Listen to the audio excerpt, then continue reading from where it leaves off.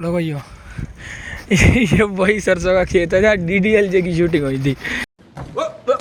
यो हमारे हरियाणा की खासियत है, सरसों बहुत होती है यहाँ पे, बहुत लोग बोते हैं सरसों। देखो इधर इस साइड भी GFR के टच में आते जा रहे हैं। सड़कें देखो गांव की भी कितनी बढ़िया, रूरल रोड्स भी गजब के रोड है भैया। हमारे गांव का तो नहीं था भाई ऐसा। खैर हाँ अब काफ़ी